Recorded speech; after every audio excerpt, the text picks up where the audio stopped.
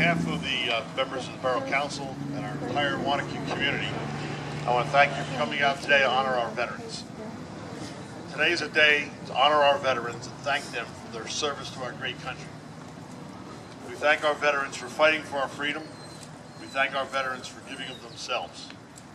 We thank our veterans for being here and responding when our country called them. The monuments behind me represent a long time ago, but it was very real to our veterans. They were shot at while jumping out of planes, they evaded machine gun bullets, they jumped off blazing boats, and one even dove into shark-infested waters to save his fellow sailors. We honor you for your courage in the battlefields and your duty to our country. We remember those men and women who gave their lives so we could be here today as free people. The foundation of our democracy has continued to grow over the past 237 years, and our veterans provided the strength that has been needed to keep this foundation firm.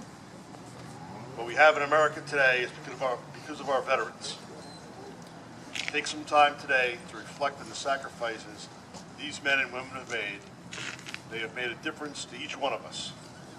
Over the past few years, several dozen young men and women have served our country in the military in Afghanistan and Iraq and elsewhere throughout the world. I'd like to welcome home Joe Fiorillo and Travis Rogers, who recently returned safely home to Wanaque from Afghanistan. Thank you both.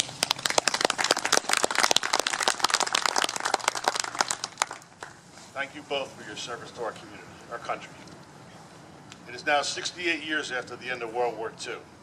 Those young men who comprised the greatest generation that fought wars across both oceans are now in their late 80s and early 90s. This past year, we lost several of our World War II veterans, including Maurice Houck Sr., Francis Garbarino, and Bill Van Wilpe. Please join us in about 20 minutes after this ceremony, just up the road at the corner of Conkletown Road or Ringwood Avenue, and we're going to make an honorary dedication of Conkletown Road from Ringwood Ave to Chestnut Street in honor of Bill Van Wilpe. And as most of you know, during his term in the Navy, Bill was, in August of 1945, Bill dove into shark-infested waters and risked his own life to rescue sailors from the USS Indianapolis that was sunk several days earlier. In closing, I'd like to once again thank our veterans for their service to our country. May God bless all of our veterans, young and old, in this wonderful town, in this great country we live in. Thank you. May God bless America.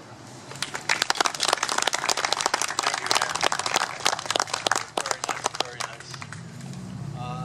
As the mayor touched upon Bill Van Wilpe, and I'm sure different individuals here have different memories of Bill and the service that he did in this town, also working with the Lakeland School District. And I remember Bill with his Briggs & Stratton tractor running back and forth, yelling at us every Memorial weekend to make sure we put the flags in the proper places in front of the different veterans who had passed away.